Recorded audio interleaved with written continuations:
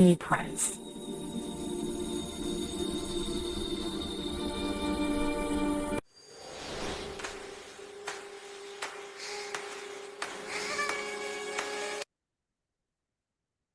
Hi, Conscious Co-Creators. I'm gonna share an interview that I had with my friend Chris because it has to do with inner child healing, and I want to kind of just introduce you to that video so that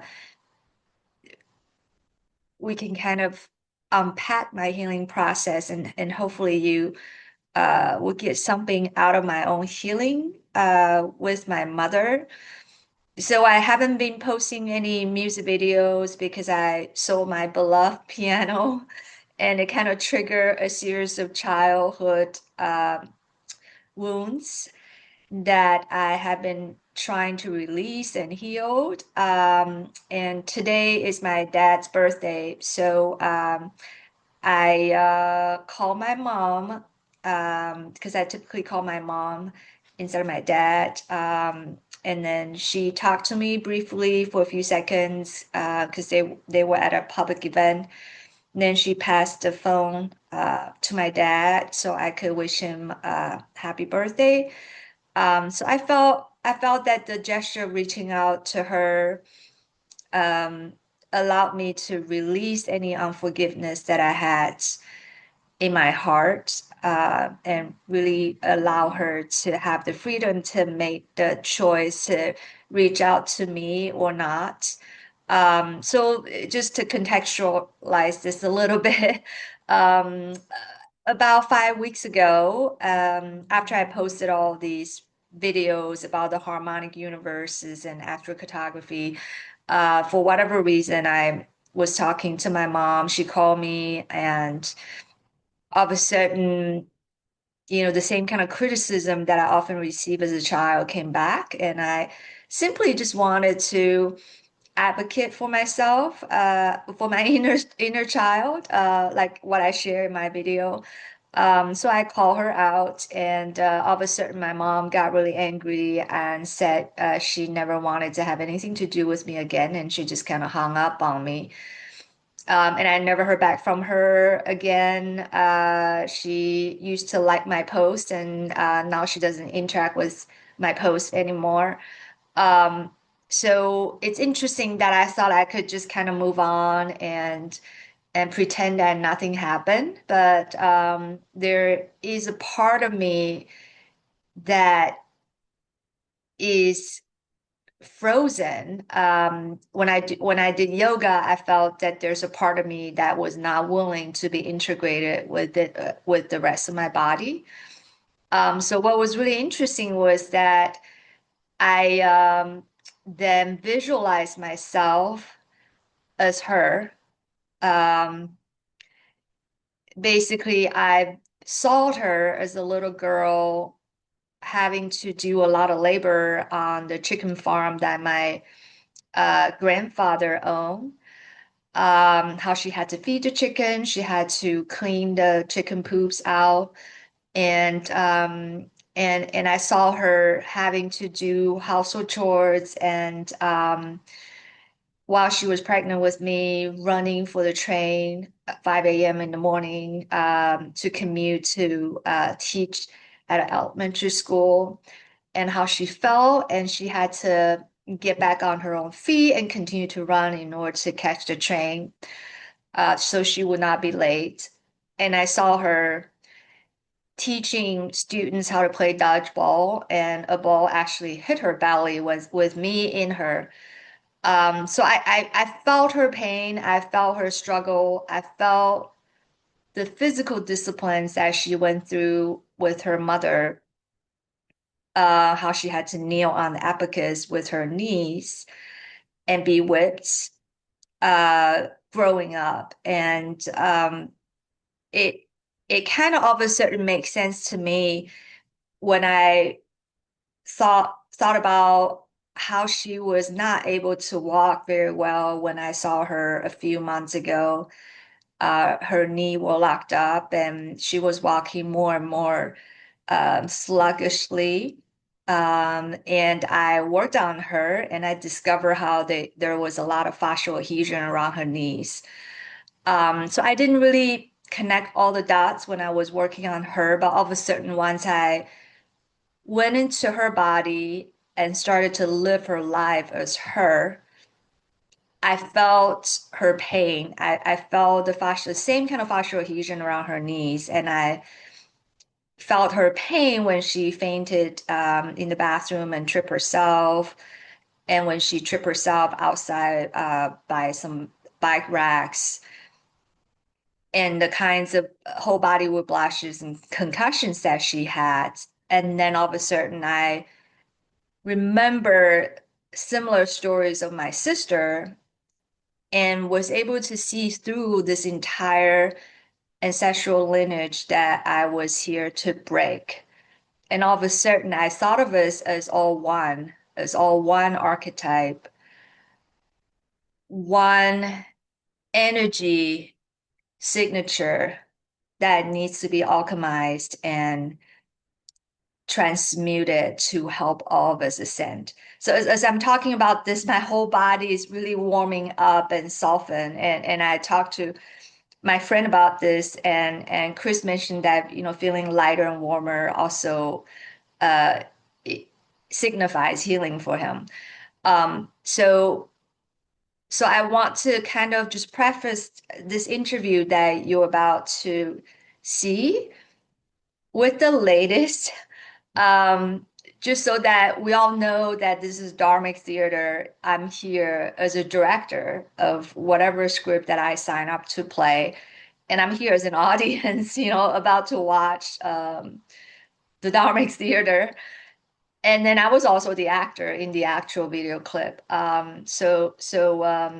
It, it allows me to like think about what I discussed with Chris now with a little distance away from the canvas, and be able to really have compassion and have this kind of understanding that we're all one.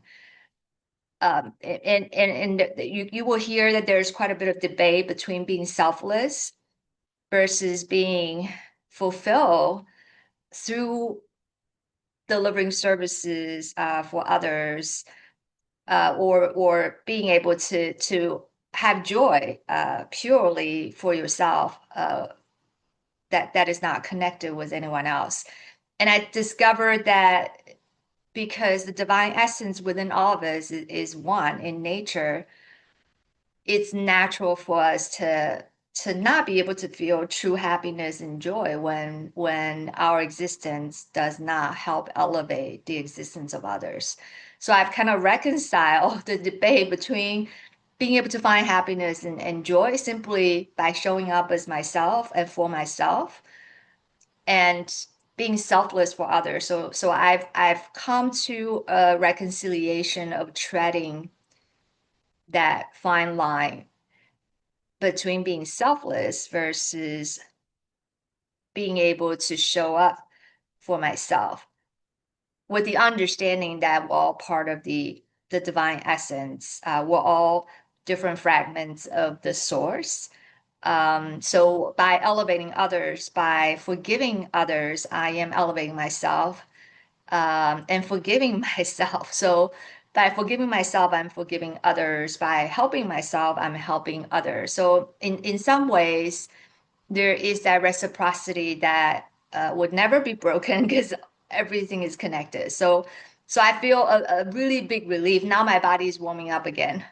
It's softening, it's warming up. I feel a huge relief uh, to to be able to embody that unity consciousness again, to understand that my mom's struggle, my sister's struggle was being lived through me as well through the epigenetics. And by me breaking the ancestral lineage, the intergenerational chain, I'm able to help free them. at the same time. So by me advocating for myself, I'm advocating for them.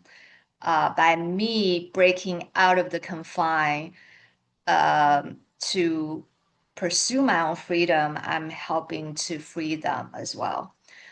So with that, I'm gonna present you with this really raw interview of my personal journey to healing my inner child, and I hope that there's some um, insight that will help you as well.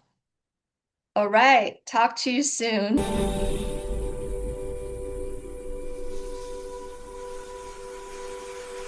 And also notice that there's more chakras than just the seven. There's actually 15 chakras, and they extend beyond the human body. The most recent healing experience that I had were with the knee chakras. I didn't realize that my knee chakras were closed because with all the lotus feet, like I rarely notice how my knee chakras are not able So to. you're talking about chakras on the knees? Yeah, Or, okay. yeah. So it's interesting that I didn't realize that my knee chakras were shut down and have had not been fully healed until recently when I had to kind of confront my conditioning through childhood. Yeah. Because I was kind of growing up in a family with physical discipline. So like my mom actually had me kneel down on abacus, the calculating instrument with the beats. So like the beats really got into the ligaments and tendons and the fascia of my knees. So it kind of made it hard for me to straighten my leg. And it was kind of a a big thing for dancers, for aerial artists to have straight legs. And I just remember like how much I struggle with keeping my legs Mm, straight and how much I struggle with coming back up from back bend. Like I always bend my knees before I could like pull myself back up. yeah. So I did not know that there was not only physical but emotional residues that needed to come out until I recently had to really confront like the really dark part of my childhood, where I was like made into a little child labor, I think when I was 7, um, because I had an ancestral lineage of female child labor. And my great grandmother, she was married at the age of 5 to my great grandfather to become his babysitter when he was born. So then her feet were bound, like wrapped up in cloth. So her feet looked like she was forever 5-year old. The idea of wrapping her feet up was to make sure she doesn't run away because she was so into that family to be a caretaker for that baby, Oh, wow. to do like all the chores for the baby and all that, to be there for the baby. Um, so I didn't know that I had that ancestral lineage because for whatever reason, my parents were not around very much. So I was raised by her and my great grandfather primarily. And interestingly, like I'm the second girl, and my mom really wanted a boy. So then my brother was born like 4 years after I was born. So then I became the babysitter and the tutor for my brother. I was given the task, even though I also needed a babysitter or a tutor. Um, but like I had to take him to the kindergarten and pick him up and feed him and help him with his homework. But nobody helped me with that. I walked to kindergarten on my own. Um, but what happened was that my brother happened to have ADHD or violent tendency. So he would jump on my tummy when I was sleeping, when I was napping, or he would throw chairs at me and beat me up, but I never fall back. um, because I was supposed to take care of him. And one day he started to chase me with a knife. Wow. And that's when I said, well, I'm not going to fight back, but I'm going to run. So then I opened the door, I ran away, and then it turned out that he started to chase my great grandmother with a knife. So the two of them started fighting with knives. And my mom came home and she thought I didn't do my job. So then she made me knee on the abacus and she was whipping me and spanking me with the stick. Even though every time I told her that my brother beat me up, stepped on my stomach, and throw chairs at me, she always considered that as me not doing my job. Um, so then, I kind of just learned to not speak up whenever I was victimized because I was afraid of being further victimized.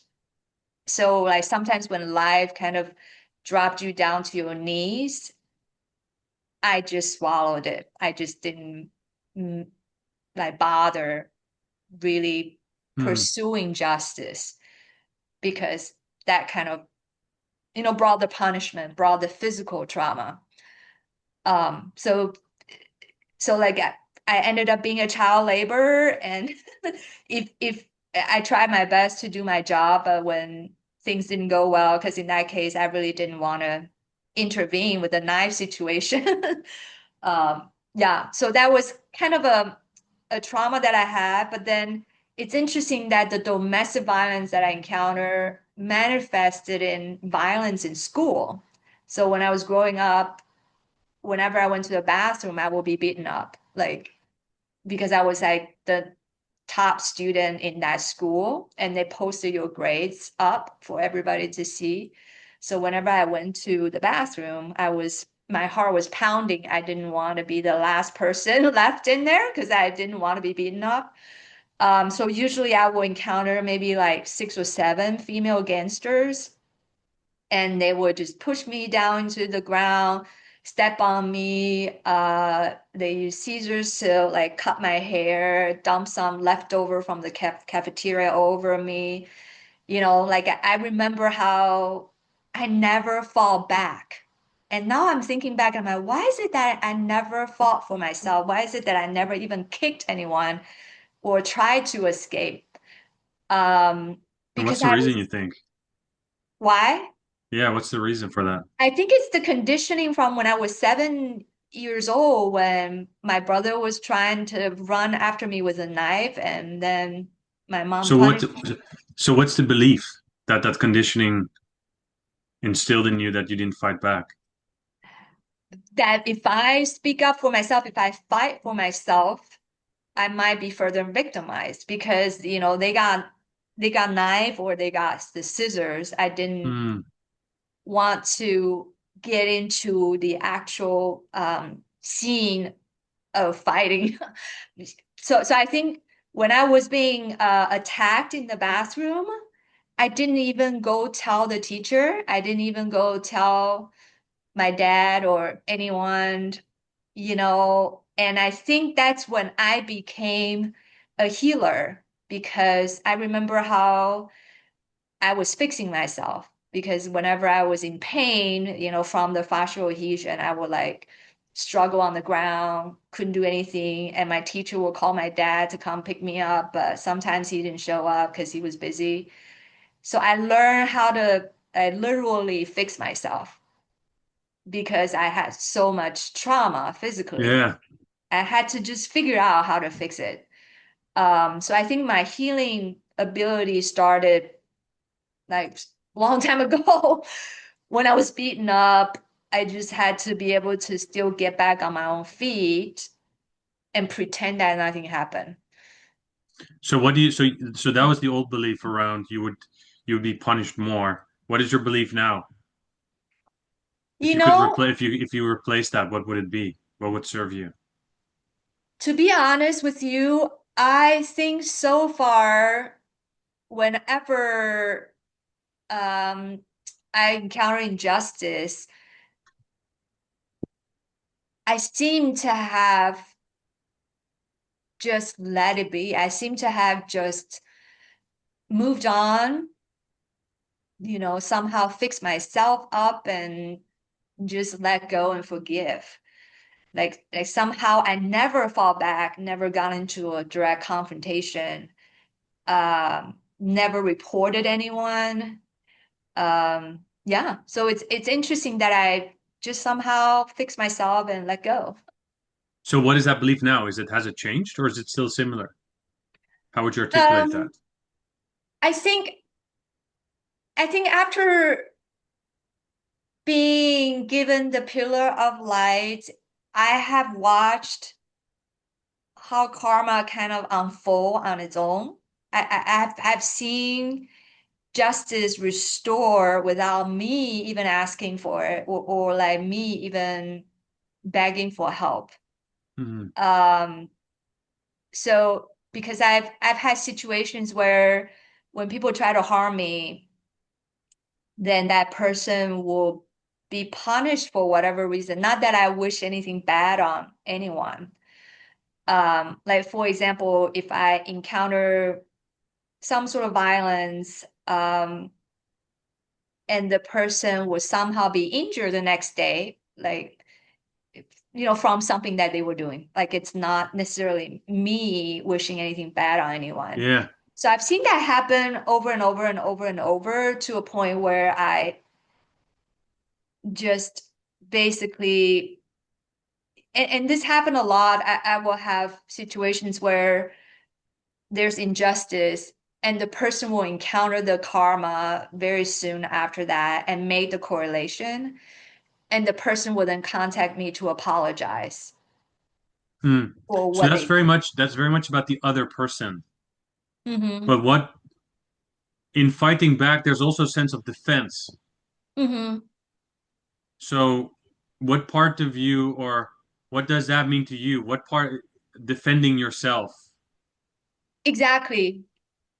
And you'll ask me a question that I think I don't know how to answer because I think I'm still working on opening up my knee chakras because it's almost like somebody made me kneel down and surrender at the age of 7 when I was beaten up, made into a child labor, and had done my job because my great grandmother had dementia and my brother had ADHD and violent tendency. How is a 7-year old supposed to handle both of them? Yeah. Like a parent would have been put in jail in America if you left a child under the age of 14 alone, Hmm. not to mention to make her into a child labor on pay, unprotected. I mean, given her the caretaker responsibility for a dementia elderly and an ADHD violent boy to handle. So, but like to punish her with whipping her and putting her knees on the abacus, I think she should have been put in jail. But ironically, she has a PhD in education and she was a school principal, extremely successful. So Hmm. she's supposed to be the iconic authority on education, on how you raise a child. So what does it feel like to say all this and to think back about that time? What does it feel in the body like?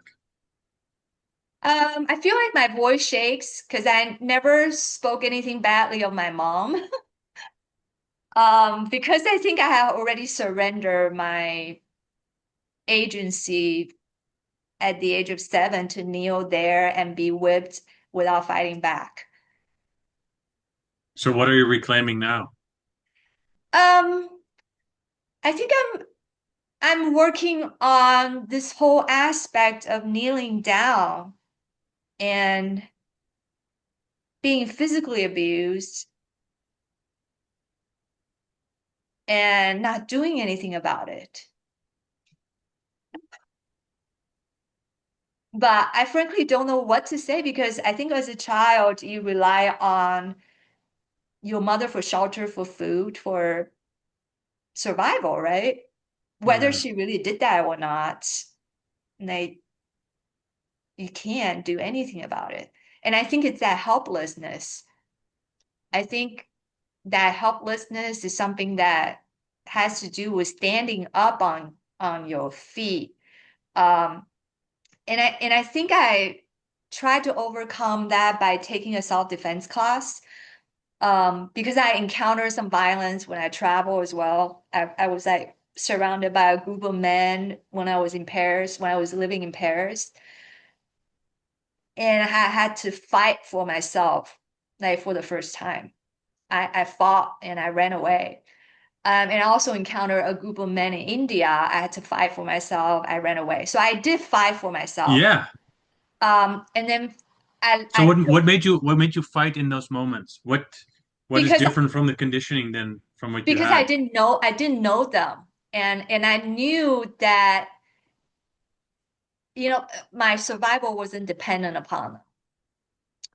Um, and and I think during the self-defense class, I finally woke up because I was taking it with two police officers, with a bunch of girls that watching, like they kind of fenced it up, almost like I was doing wrestling on stage. And they picked me as the first person to practice with them. So I was on there on the stage thinking that we're just doing some mock-up movements. We're gonna mock it up. We're not gonna really use full force. But I was so naive, I didn't know that they were doing it for real. So the two of them just like pushed me down into the ground. I actually had a concussion, I some sort of neck injury.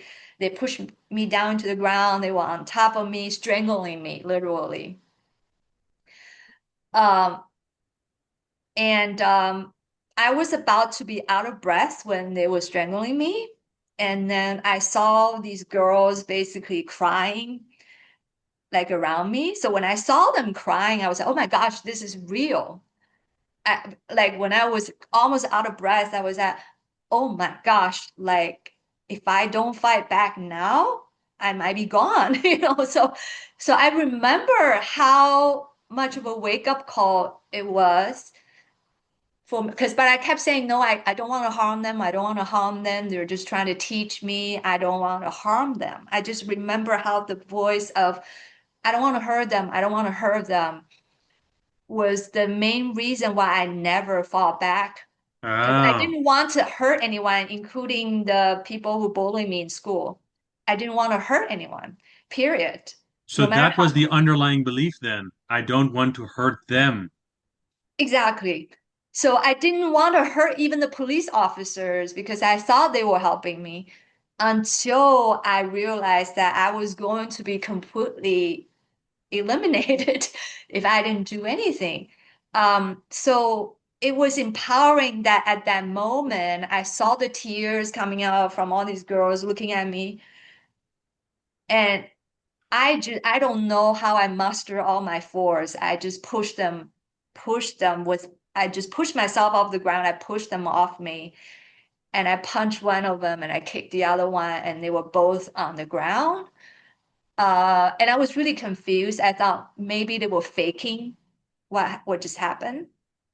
But then they told me that it was such a force that like made them off balance and they were both on the ground.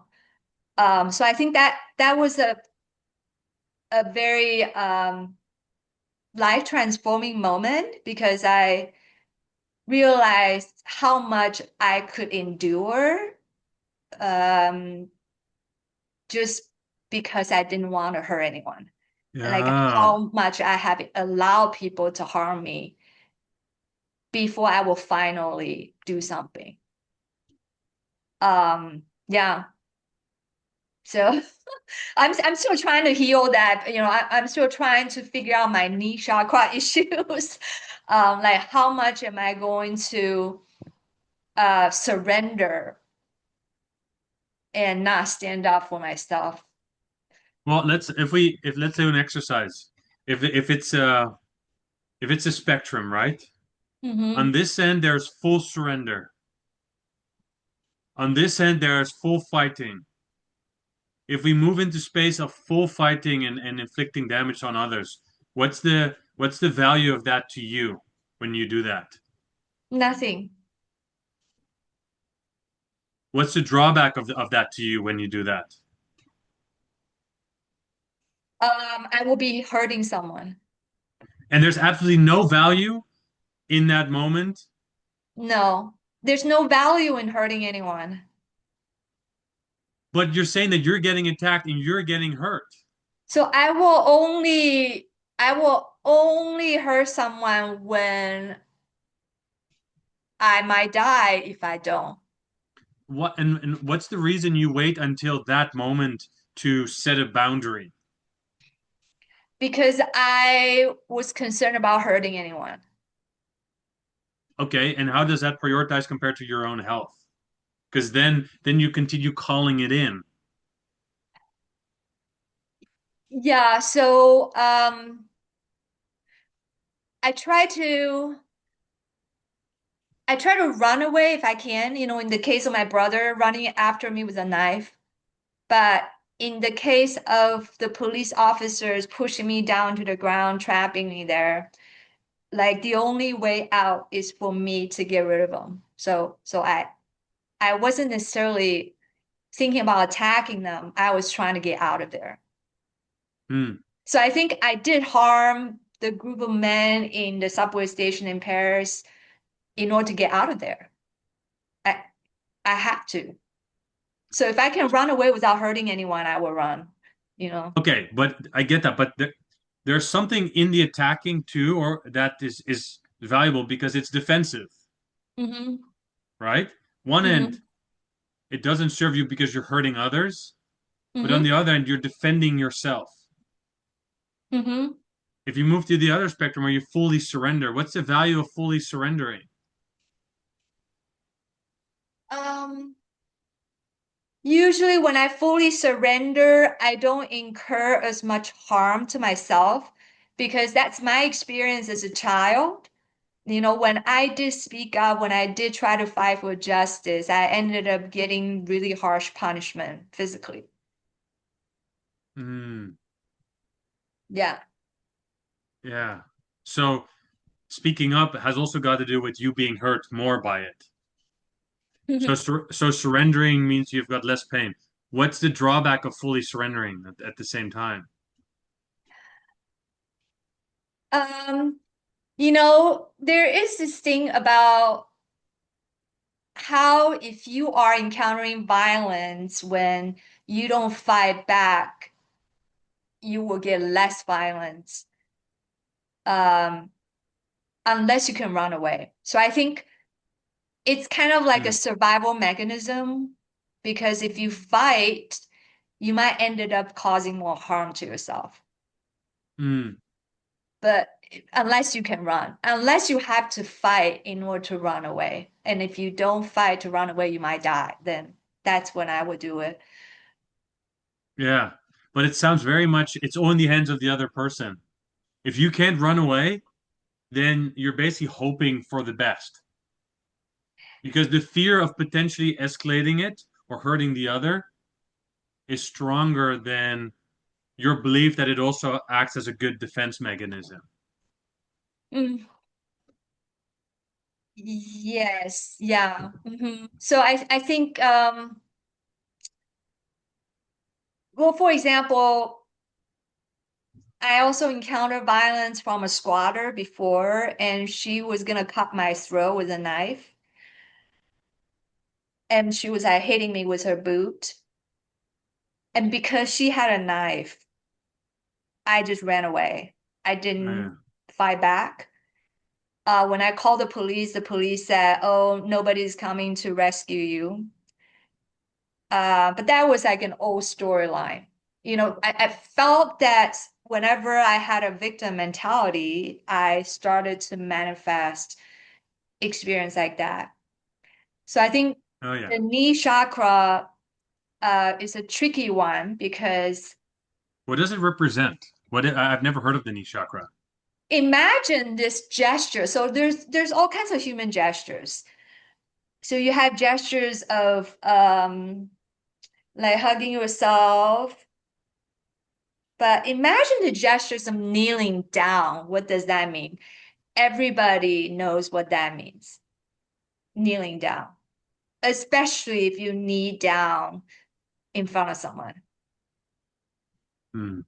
Who do you knee down to? Never, right? You don't knee down to anyone, do you? Have you ever knee down to anyone? I don't think so, no. Exactly. But imagine if you being asked to knee down to someone and you're being whipped for something that is not your fault, for something that this person should be put in jail for, and that if you don't knee there and be whipped, you might be out in the cold without a place to go and be hungry and die. Yeah. Which one do you choose? Do you choose to knee there and be whipped, or do you choose to run away and become homeless at the age of Yeah. 7? Yeah, no, yeah, it's I can fully understand. But now that you're an adult, what Mm-hmm. belief do you wish to choose so you can let go of this pattern? Because the belief then was pretty clear, I think, from what you've described. Um, I think I had situations where life really brought me down to my knees, and I think I learned to really stand up and get back up and get back up and get back up. Even even when it was not possible. Like I just chose to come back up even when my knees couldn't be completely straight. And I worked on my knees quite a bit. Now I think they're physically fine. But there's that emotional aspect of allowing myself to surrender too quickly, like allowing myself to surrender to survive, Yeah, to not really stand up for what I believe is true, um, to not stand up for justice. Um, there were situations that really should be reported, but I did not report anyone. yeah. So it sounds like surrender equals survival, and defense equals more pain or more retaliation or more danger. Hmm. Yeah, yeah. But I think this whole ascension journey was very empowering because I've had situations where I saw the abusers getting the karma immediately, and not me doing anything. Like it's immediate. And then I've had maybe 4 people who call me or try to contact me and apologize afterwards, even though I didn't do anything. How does Um, that feel when they call you and tell you? that is something that I'm trying to understand because when I was a child, I had really close friends, and the close friends often turn into someone that I couldn't recognize, and would say abusive things to kind of hurt me. And then these friends would later on try to find me, try to email me or send me a letter to apologize for what they did. Same with like 2 partners. I had 2 exes that also apologized to me after one of them got cancer and the other one also had some health issues. And actually the other one ended up having like a golf cart accident or like stabbing himself when he was trying to kill a chicken or whatever.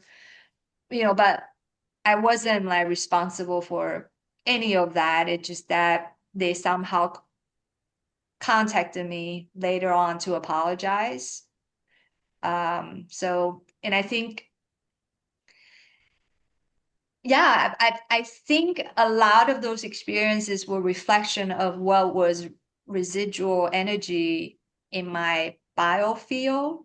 And I think the Mhm. residual energy came from the way my mother interacted with me.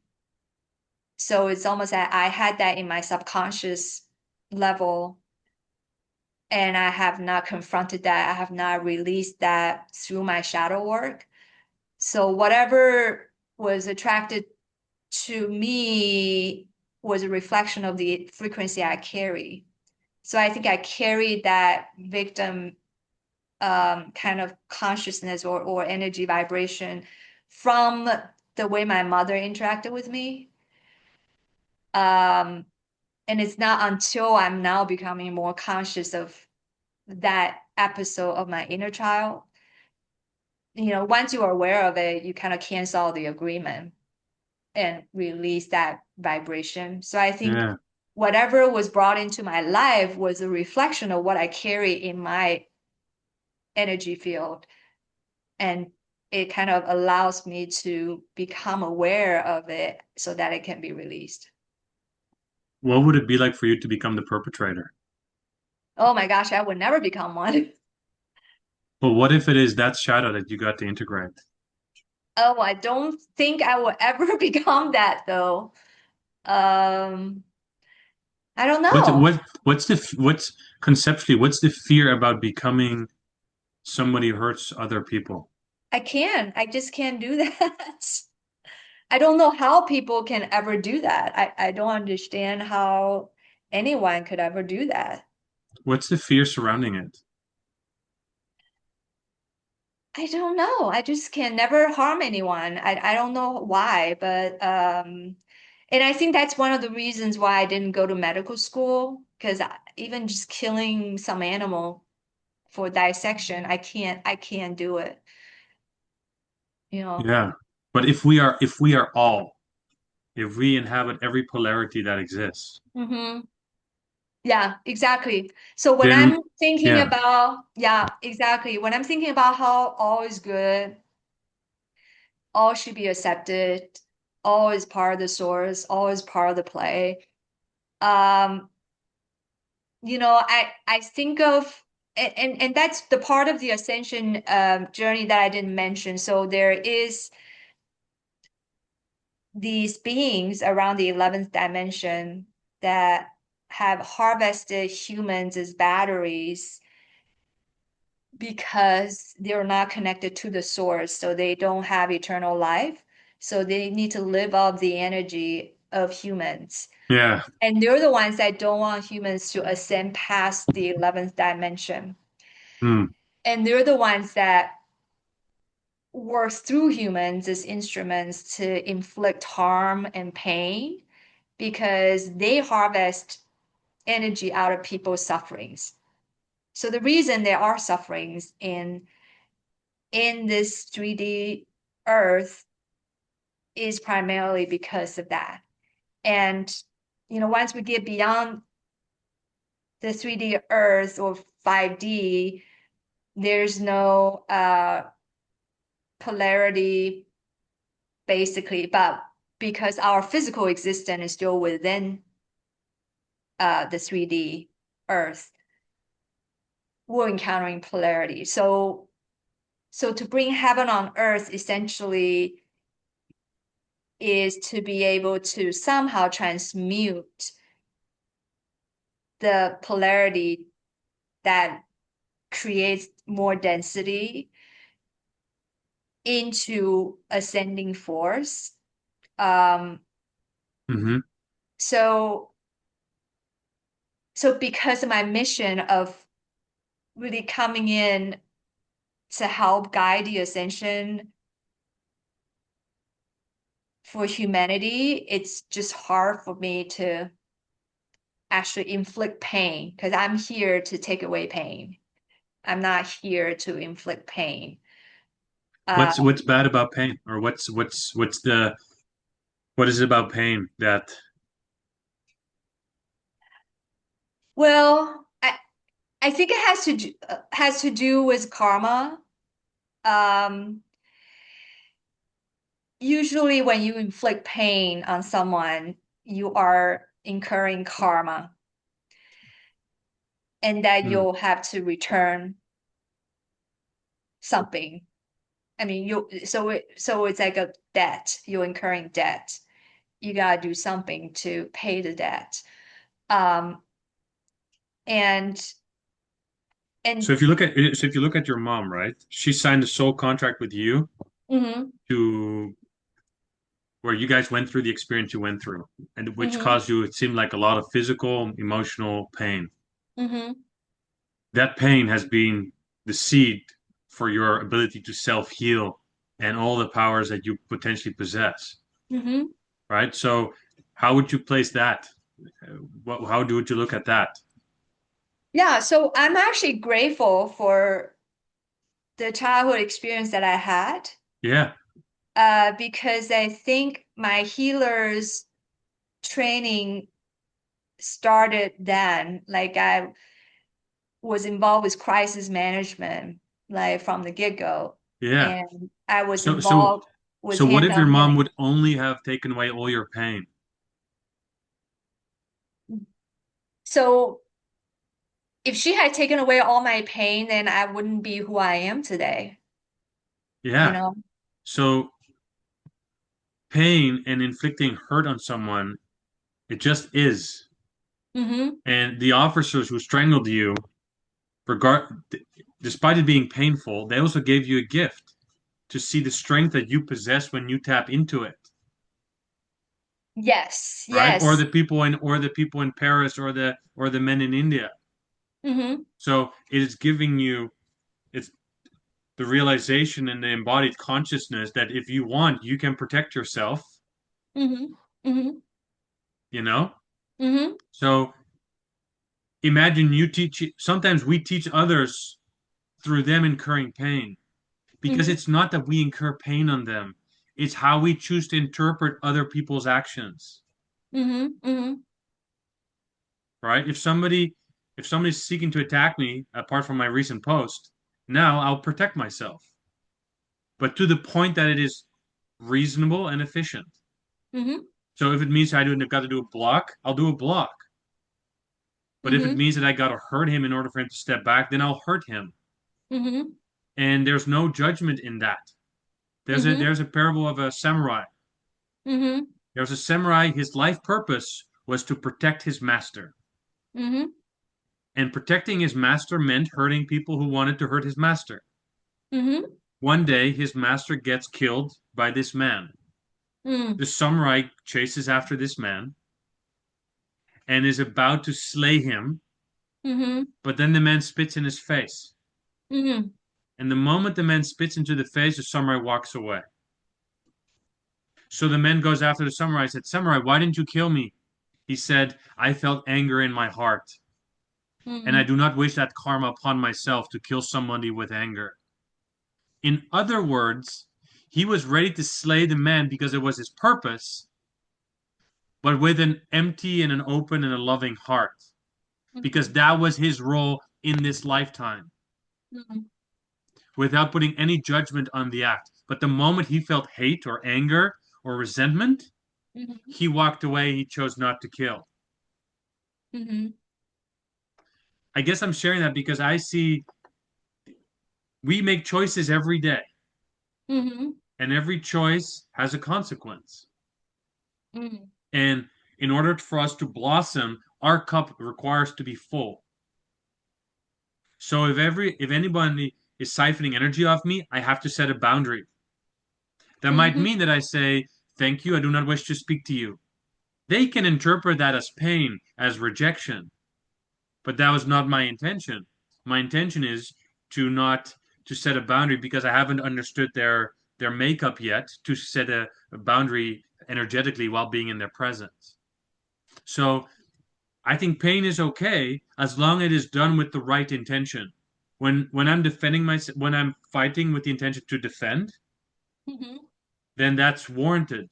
If I'm fighting with the intention to destruct, then I will create karma for myself.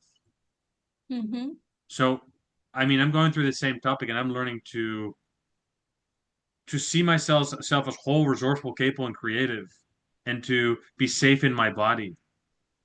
And anybody who makes me not feel safe in my body, I gotta set boundaries, either by choosing to step out of their presence or by protecting myself in any other way, Mm-hmm. right? So that is me fueling and staying grounded within myself without any entity at whatever level to come go after me and for me to surrender to them.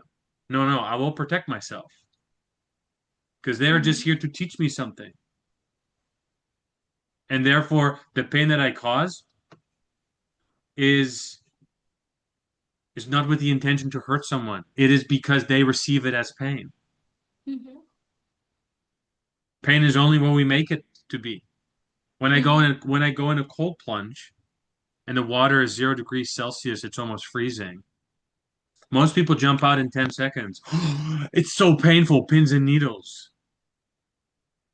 What I'm learning to cultivate is go into the ice bath and be like, huh, I can understand why I used to be conditioned for this to be called pain.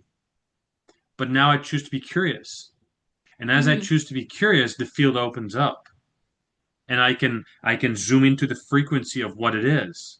And as I do, I'm noticing what parts of my body are still resisting Mm-hmm. the low frequency. So that's where the my surrender comes in. How can I surrender to that so that energetically Mm-hmm. the cold water doesn't hurt me? It's just an embrace of something where I can let go of energy Mm. while I am regenerating myself because I am in full authenticity of myself by surrendering into who I am. So what would you do if you were me and your brother was stepping on your stomach and throwing chairs at you, chasing after you with a knife? What would you do? Well, that's the beauty. I probably wouldn't have done anything different. But now, my belief is the right amount of self-defense is warranted. Full Mm-hmm. surrender does not mean to me I'm safe. My belief is the right degree of Mm-hmm. protecting myself is what is safe for me. So would you have let your knees be put on the abacus and be whipped and Probably then, absolutely. I don't think I would have done anything differently then okay. because I can fully subscribe to what you experienced. I did that. I got that. I experienced that in my own way. Mm-hmm. And and and and that's what we do as kids. There Mm-hmm. must something be wrong with us. So let me just fall in line.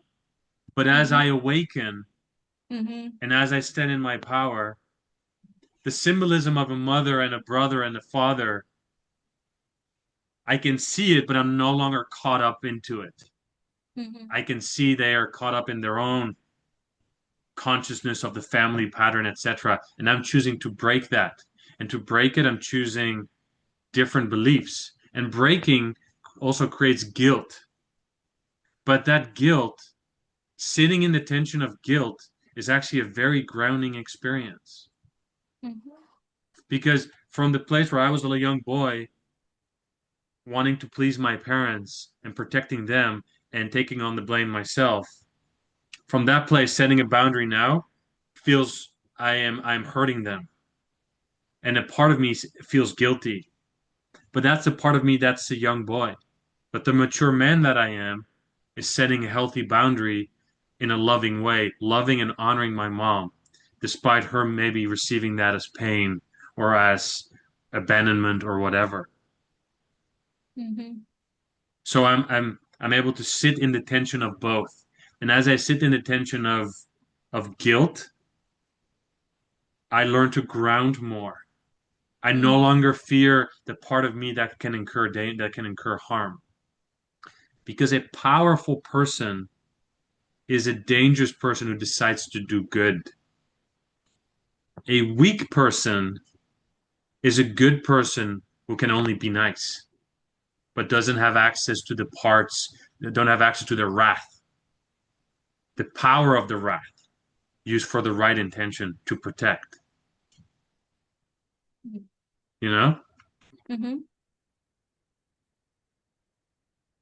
what comes up in you when I say all that? Um, it's interesting because I did notice how the most empowering experience that I've had were when I rose up like a phoenix from ashes or rebuilt myself. Because in a way I realized how unsinkable I was. How in the most despair kind of situation I seemed to have surprised myself with the way I bounced back and how I actually got into the next level because of the challenges that seem overwhelming initially. Um, yeah, I think that's what made the hero's way life story interesting. Like, I mean, if you are always in this cozy, comfortable position, just like I think in a way you feel like you're asleep. Um, so yeah, so I can understand how power really came from digging into where you have the most pain. And I think that that is where I discover my soul mission and gifts the most. Um, it's when I was not afraid to go into the wounds that I had Yeah. and actually open them back up and really be the healer of the womb and look into how I heal the womb. That's when I discovered gold. And I had a very so the pattern that I had in myself is when I experience sufficient enough pain, I give myself permission to show up. So if I go into an ice bath for 18 minutes, which I've done, I fully show up because there's so much tension that I give myself permission to let go. And that's how I emerge. Right? So if you look at my work history, when I experienced enough pain, that's when I had the ability to let go of all the limiting beliefs and show up and then make change or do what I had to do to create the impact I wanted to create at work. So what I've learned is my pattern is I allow so much pain to be incurred on me through fatigue, whatever aspect, emotional, physical, even in my meditation practice. I would hold my breath. I would hold my breath until my whole body, my eyes would just start flickering back and forth because I tried to circumvent the fear response of the body to it to seek oxygen. That's one way of looking at it. The other way of looking at it was I was looking for so much pain that through that I could arise and I could break through the veil and all the different layers. That's Mm, an old pattern that I had through my childhood that was painful in ways too, different than yours. Now that I mm-hmm, see it, I choose differently. I no longer choose pain in order to stand in my greatness, in my power, in my ease. I now mm-hmm, choose that it's a choice to be there. mm-hmm. So how does joy feel like for you, and how does that inform the way you align yourself with certain actions and your mission? That seems to be a blind spot that I had, and I think that is a major assignment that I am taking on for myself. Like, Mm. it seems to be easier to make a song out of pain. Like, how do I, or make a, create a piece of choreography out of pain. Yeah, But yeah. like, what does a song of joy or like a piece of choreography from joy look like? How do you find meaning in life if you were to aim for joy as the driver, as the inspiration, as the transformer? Well, there's a lot in there, but regardless of what the song would look like, what would it feel like when you express from joy?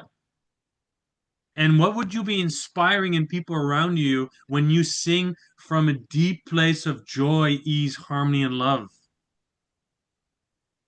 When people can palpably feel, oh, this person is so happy and so light. Just look at her eyes.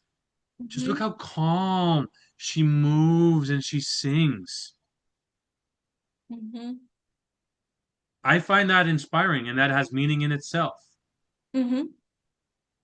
Yeah, I found that to be the critical path for me since I never play as a child. So I think like returning to the innocence of a child and to let play and joy be the healer of that inner child. I think that that is sort of a critical path I need to take on for my next level.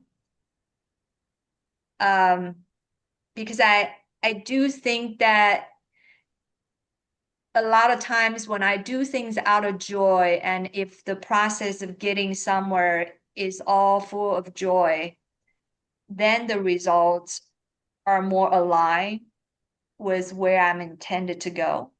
More aligned and more effortless. Right. So If I learned that I've started to make choices out of avoidance of pain because of the conditioning of growing up in an environment where physical discipline was used to steer me in different directions, yeah, like including not going to the conservatory, even though my teachers wanted me to go to conservatory for music. My mom wanted me to stay out of music because she was a musician and she didn't want me to suffer financially. So she pushed me down towards medicine and science and engineering. So I felt like I have made a series of choices in life to meet the expectations of my parents and to avoid pain, to avoid disappointing them. yeah, So it's very shocking that when I dive into the opposite of all those parameters, to ask myself, so what exactly makes me happy? What exactly brings me joy? Like if I were to make decisions based on what makes me happy and gives me joy, like what would that look like? And it's shocking. It's shocking how I had lost the ability to do that when it's such an instinct for a little girl. Like if you ask a 4-year-old, what makes you happy? What would you like to do? What's fun? They can easily tell you that better than me because I for whatever reason when I ask myself those questions I'm like oh my gosh like I am so at lost like I don't even know like what makes me happy or what brings me joy because I have been trained from the get-go like training a dog to be selfless, to devote myself in the betterment of others, in that case, my brother, like to make him the center of my life, to, negate my own need for caretaking and tutoring, but to start taking on that caretaker role, yeah, so early on. So like I've kind of devoted my entire life to serve others, to become kind of a domestic servant in a public sense. But yes. when you ask me like what I want, what makes me happy or joy, like my goodness, like that is like a big dissertation, I don't know. Seriously. So that's something that I need to work on. Isn't that cool? How that's actually where the river flows. Hmm. And if we just follow that river, we get into pristine land. And as we embody that pristine land, we carry that frequency and vibration for people around us. So we inspire them from a place of what is possible as opposed to um, priding ourselves of the hero journey we've been on. Yeah. And then I think that brings me back to the music because I remember how when I was teaching at Texas A&M, I bought myself this amazing piano like used by Broadway composers. And when my mom saw the piano, she just said, "What a waste of money. You could have just bought a used piano." And I remember how I was playing a used piano that was given to her and how the leg on the chair fell off and some of the keys didn't have any sound and how I drew over that piano at the age of 3 and I was still fascinated by it and playing it for 10 hours a day, starting at the age of 3. Um, and how I was ashamed of playing that piano when my classmates came to my place to see me play. on a piano that could fall off anytime, that had no sound for some keys. But for whatever reason, I still like was in love with that piano, even if it was imperfect. But it was interesting that it was so healing for me to buy that dream piano and to play that piano. And when mom told me that I was wasting money buying expensive piano, like how that was a way for me to heal the knee chakras in some ways, Yeah. to rebel against the advice of getting a used piano. So I think in some ways, maybe the music route is the ultimate healing route because for me, I'm still dedicating myself to healing others. I'm still dedicating myself to helping others become their best version of themselves. That is still the same kind of selfless service that I was conditioned to offer as a child labor. The So question is, from what place is it coming from? Is it coming from a place of where you are whole, or is it coming from a place of how where you were conditioned from? That makes a big difference in yourself.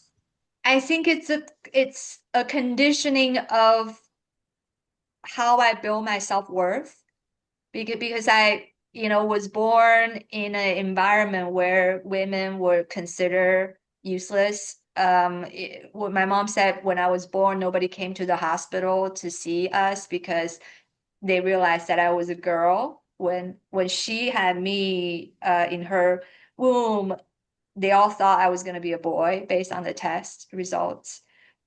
So it was a big letdown. And then also, she said my dad was given to my great grandparents as a son because they only had two daughters. So it was critically important for her to have a son. So then my mom's father prayed to God and said he's going to use 10 years of his life in exchange for a son for my mom. So after my brother was born, he passed away. So the whole notion of being a boy was like of paramount importance. When he was born, people put him on a turning table, celebrating him with a banquet. And when I was born, nobody came to see my mom and me. So I think self-worth for me growing up was non-existent unless I could prove to be useful to facilitate the greatness of my brother. Hmm. So my brother did become really successful, like a CEO of a really big Swedish company, like helping them with their headquarters in Asia. He did become extremely successful with two sons, definitely meeting the expectations of my parents and that culture. But I'm still kind of considered a failure in some ways, not fitting into the conventional success model.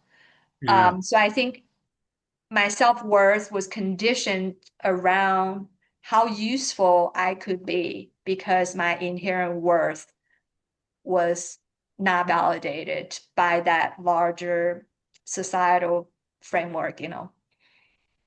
Yeah. Wow. What a beautiful act of love to buy yourself that piano. But then, I got to let it go when I sold my house. I had to sell that piano. So that was and interestingly, like my whole music thing kind of got slowed down the moment I got rid of that piano. Now I have another piano with 88 keys. It just that it's not this dream piano. Um, but yeah, but I feel like all the time I got diverted from music whenever I started to have self-worth issues. Like whenever I start to doubt why I even exist. Is there any reason why I have to exist if I cannot be useful for others? Then I have to find ways, especially after I stopped teaching at the university. I felt like I had to do something to be useful in order to have worth. So I think that is still a conditioning that I need to like grow out of, basically. Hmm. Isn't it isn't it a rich journey? Yeah, It's very interesting. And I think I've thought about, okay, if there's any dreams that I still want to pursue, if I don't realize the dream, I'm gonna have trouble closing my eyes when I die. Like every time when I think about that question, music comes back. Like one time when I was creating a dream board, I put Yanni on there playing piano in front of the Acropolis. I put like Taylor Swift in there singing with her piano and guitar. Like I was like, oh my gosh, like, why is it that I'm putting all these like music related figures in there instead of a famous healer? Or it's like when I think about dream, like somehow the dream board has those figures. And I think I had this fear of being under the spotlight, even though I was under the spotlight when I was a teenager traveling to play music and entering competitions. But like somehow I think the inner critic, the reason I'm still working on the flow state aspect of me and applying that to music is because I think it'll give me the ultimate inner child healing because that was the path that was never taken.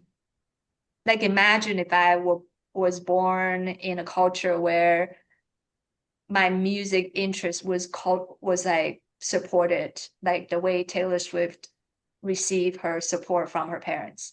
Yeah.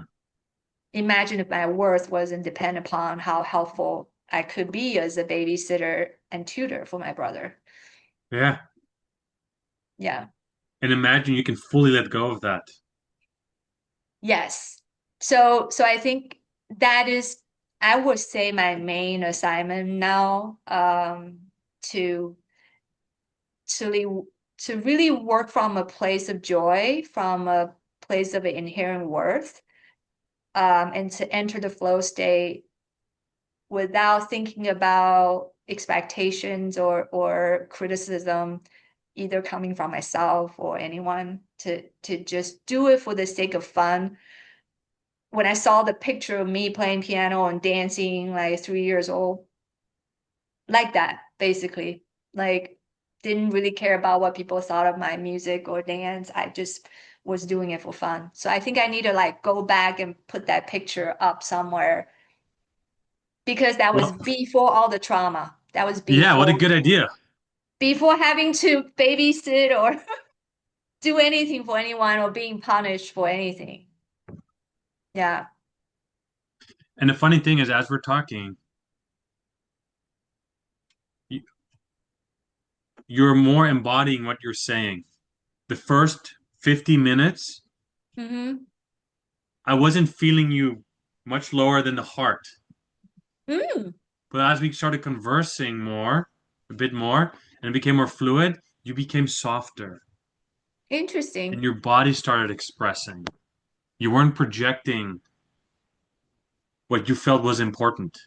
You were Yeah. just being you, and as a result of you being, Mm-hmm. I felt you connecting, or I felt my full body again. Yeah, I think right now we're interacting with my inner child, with my instrument self. And I think for the first part, I was more of a channeler. I felt Hmm. like I was more of a witness self, trying to look at things from a higher vantage point, from a panoramic view. And then finally, I kind of dropped down into me. Um, and I Yeah. think that's the spiritual bypassing I was talking about. I Oh think yeah. it's very dangerous for me to like just jump into the spiritual path and negate all the experiences I've had in this life. Because I think the healing of this identity in this life still needs to happen before the ascension can really take place. It's almost like I have a destination now, but I'm still trying to get there. It's like I can see the destination clearly, but I'm still trying to have that reunion. And for that reunion journey to happen, is that this inner child still needs to grow up. Like I was saying, like I'm still like 3 years old, basically, in many ways, like the pre-trauma. Yeah. Oh, Yeah, yeah, yeah. yeah, like I still need to grow myself up from that 3 years old that could dance and sing just for fun and to nurture that person, imagining if she's given all the support she needs.